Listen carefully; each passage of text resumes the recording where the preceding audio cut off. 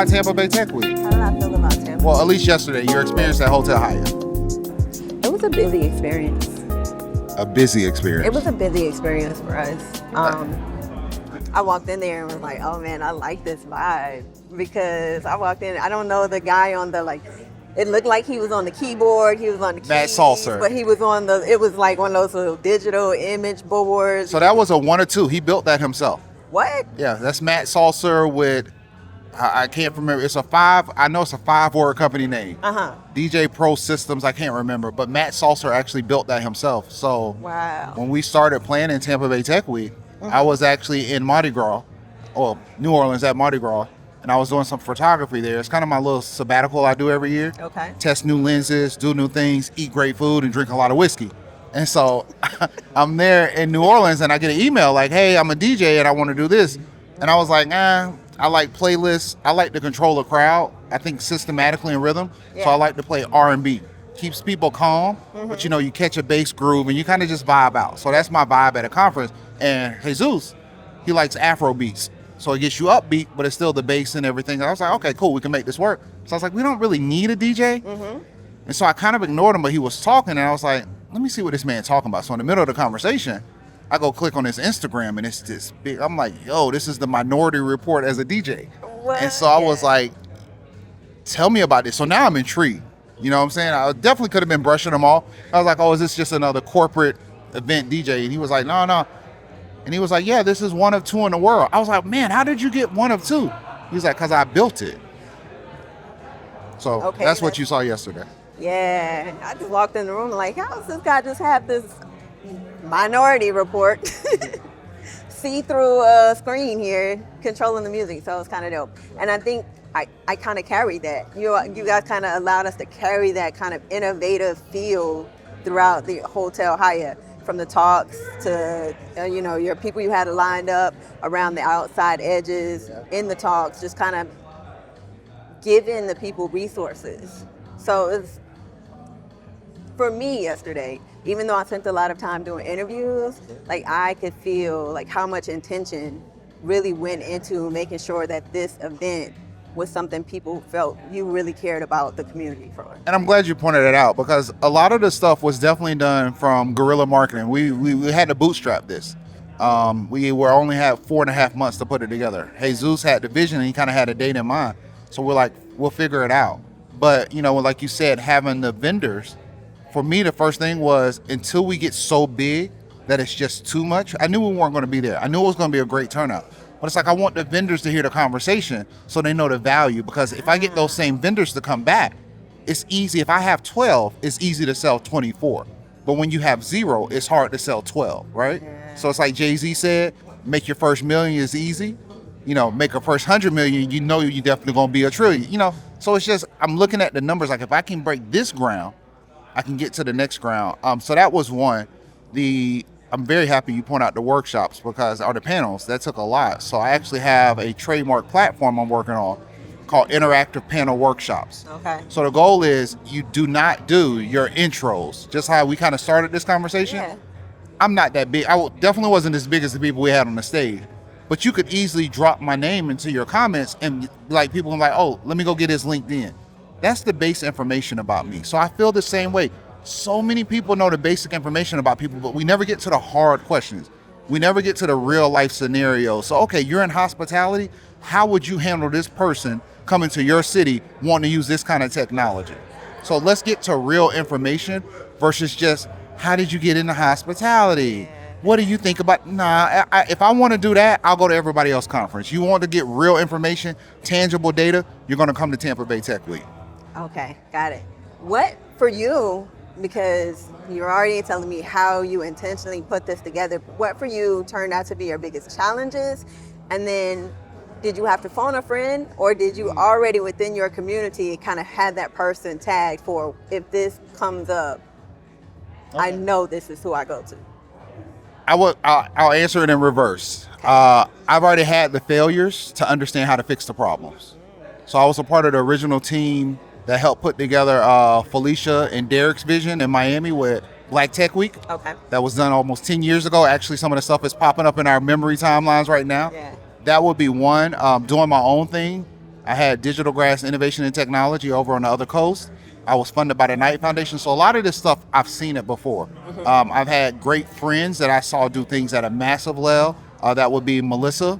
Melissa that's over there with Emerge Americas. So they're on a whole nother level, right? So that's MasterCard. They got sponsors that you would dream of. So you kind of learn the ins and out, but you actually, I think you almost want that roughness and that grittiness the first year, because now I know everything I would hire somebody for, but I also know how I want them to do it. Gotcha. So it was hard because if you go look at how I talked yesterday, I'm not as animated. It's still a little bit of funny, but it's not as much eye contact because my eyes, I was surveying the room the whole time. So you're just taking in data. So the challenge for me would have been focus. I was lasered in, but I'm taking in about 12 data points at a time. Yeah. So I'm in the conversation. I'm listening to how loud the vendors are. I'm noticing the door is not closed. I'm thinking about backlighting. I'm trying to make sure my business partner is capturing the shot I want. I need him to capture this B-roll. I notice a vendor in the corner talking too loud. I'm doing all of that. So I would say the challenge was not a control thing. I needed Jesus to be the CEO. He needed to talk. Emily was running operations. She did a great job. David is doing all our marketing. So I'm trying to take in everything else. Because you got to think about it this way. Y'all have a 3-person team. Y'all are out here killing it, right? Y'all are doing y'all thing. Imagine doing a conference with only 3 more people. It was only 6 of us. It was intense. And 2 of our team members have, 3. 3 out of the 6 have full-time jobs. No, I'm sorry, 4 out of 6. Only me and David own our own business. 4 out of 6 people have full-time jobs, and they're doing this after work, lunch breaks, in the bathroom, wherever they can. So it was a lot. A lot of dedication.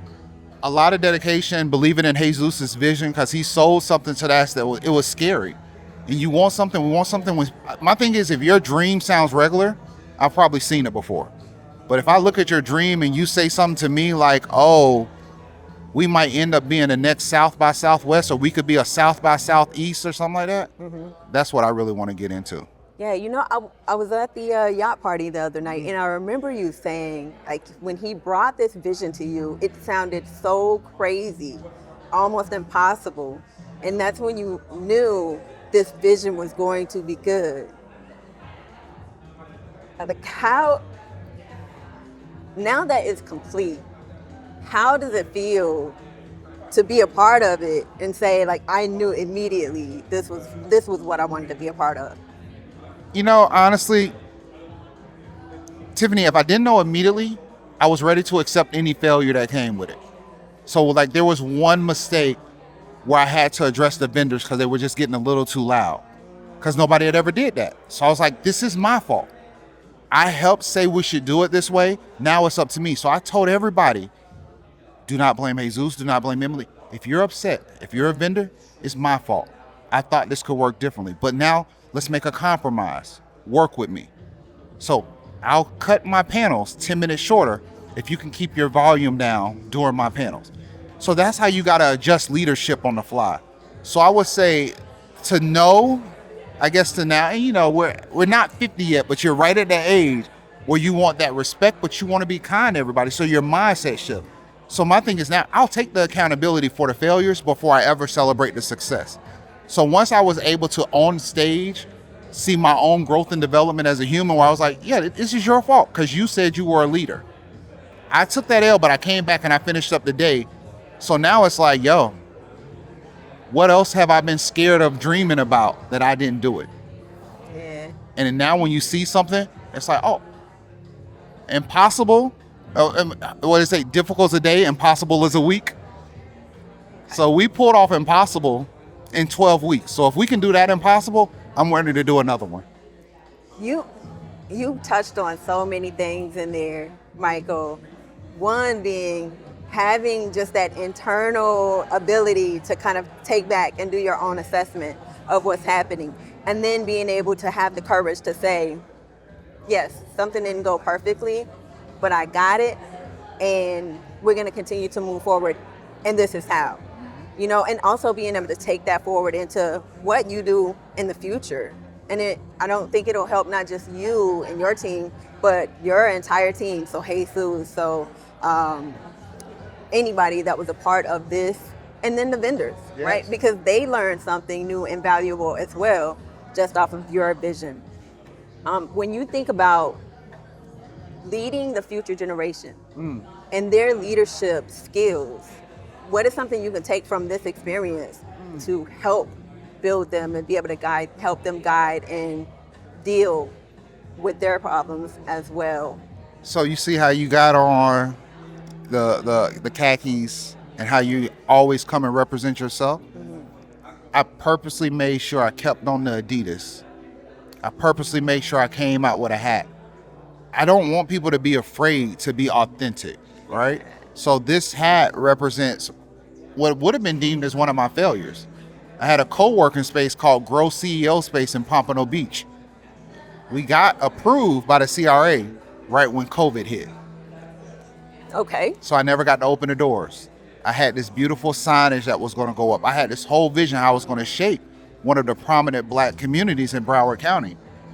And it failed. I never got to open the door. But every week, every month, I was getting the results of how many people are searching for this space, how many people have called, how many people have looked for directions. And I didn't know if it was a reminder to keep going or it was like a reminder of you failed because you didn't execute that fast enough.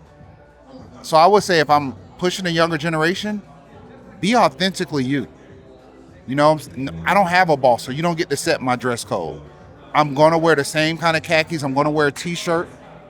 I have like 7 bomber coats because I got a compliment on my bomber. I went and bought all 7 colors. So I'm like, you know what? That's my suit because I lift weights. I could, but I'm not going to spend money getting a suit tailored to go around my arms and I'm still not comfortable. Makes sense. So I'm comfortable. I live in conflict. And it's just going to be somewhat controversial, but I'm a Black man in America. When I get pulled over by a police officer, Very true. my experience is I don't care about a ticket. I can pay for a ticket. I just want to make it home alive. And some people might be like, oh, that's so dramatic.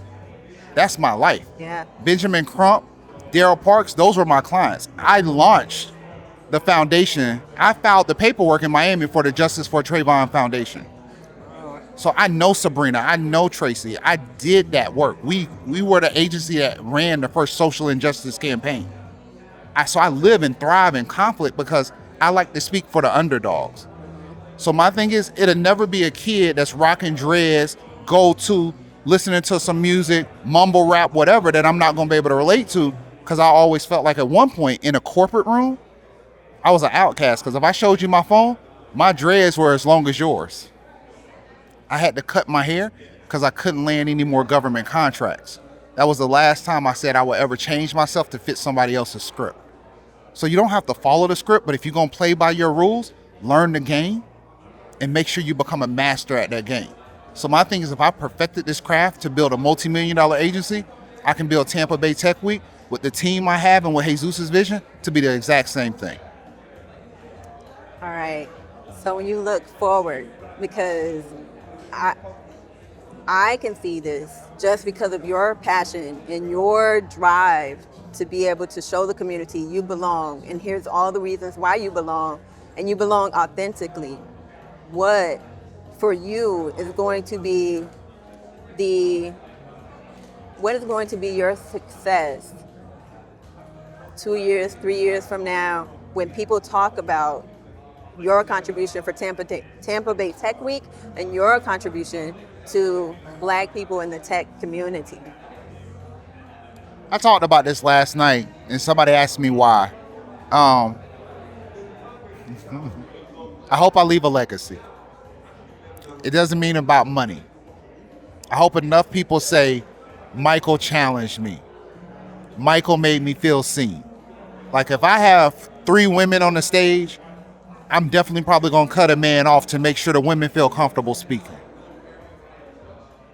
Not because I don't want the man to speak, it's because I can see the women dropping the microphone and they don't feel comfortable talking. I can see the women don't want conflict, so they don't mind being interrupted. I want people to know that I fought for people the way I wish people fought for me. And I'm not saying people didn't fight for me, but the ones that did, let me stand up in those rooms. Just like what did I do with you guys? Hey, let's do the interview. There is no time limit because Jordan, that's Monique. That's my little sister. You got to look out for the people that's going to look out for you in the long run. So if that's my legacy, you know, I would love for it to be a collection of Porsche 911s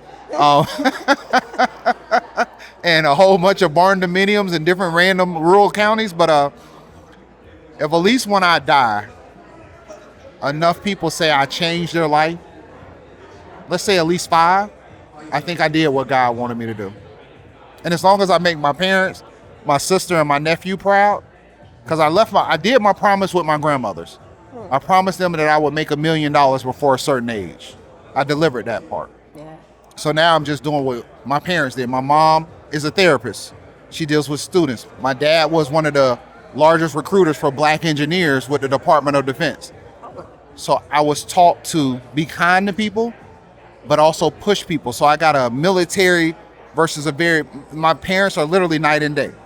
You're talking about a Gemini and a Taurus. My mom's a Taurus, my dad's a Gemini. And I'm literally right in the middle, on the cusp, I'm a Gemini Taurus. So I literally embrace the DNA of both of my parents from an emotional and a work ethic. So that's the legacy I want to leave. Like, he did what he said he was going to do. And if I execute that, and people don't have to like me, but they'll never be able to say I owe them something or I didn't deliver. Yeah. And as long as I did that, I can always go to sleep at night. Well, Michael, you delivered here. Definitely delivered. You said something earlier too. You're like, I was here on stage and I had to look over in the corner and make sure this was going on with the vendors, and I had to look over here and realize, oh, the door wasn't completely shut. And in this moment, when you talked about how you're on stage and you have the foresight to be like, I'm going to have to take the mic and interrupt this guy for women. There are so many people that aren't allies in that same way, but because you have that sight and that visibility and that focus to tune out enough to see what's going on in the room around you, it just gave me chills, because I'm like, people aren't always self-aware and also aware of what's going around enough to help others that need that. You're right, because some people, it's like, oh, you were offensive to him. He's a man, he shouldn't be offended. The first thing he should have thought was maybe he's giving clearance for these women. So if you lead with empathy and compassion, you'll never be offended. So when people cut me off in the road, maybe they're in a rush. Yeah. Maybe they got something going on. When somebody's not smiling at the cash register, maybe they got a bad day. Maybe their lights just cut off. Hey, how are you doing today? Thank you for boxing my stuff. Are you all right? I realize you have to stop doing things like, why aren't you smiling? I don't know why they aren't smiling, but what can I do to make that person smile? I didn't introduce him in the beginning because in my mind, his story, his vision, it'll speak for itself. And Michael, today, you definitely did that. If you're thinking about the event that you want to go to because you are going to be included, there is heart and everything that goes into that event. Make sure you look for Michael, you see what he's doing next, and you tap into it. Let the people know who you are. Before I do that, I just want to say thank you for your urgency. Thank you for your persistence. Thank you for your kindness, your grace, and thank you for showing up. Y'all were there. Y'all have been delivering. I feel like y'all are secretly a part of our media team, and it wasn't just you. Your team showed up everywhere y'all went. Your producer, your sister over there with Jordan. This is why we do it. So like you said, that legacy, if I gave you the content to boost you to another level, if I said something to make you think a different way, I think that's my legacy, to just drop these little nuggets of these are my failures so you don't have to make that mistake. I've already made that mistake, so don't do it, or do it a different way. But my name is Michael Hall. I'm the president of Tampa Bay Tech Week, but beyond that, I am also the founder and co-owner with my business partner Dante Filial of Medium 4, and our nonprofit is We Are Tech Org, where we fight for innovation ecosystems and infrastructure, as well as that, mental wellness. So if you ever want to know why I talk the way I talk, it's because we believe in therapy. But therapy doesn't always have to be with a therapist. Sometimes it can be just with good friends and people with a kind heart.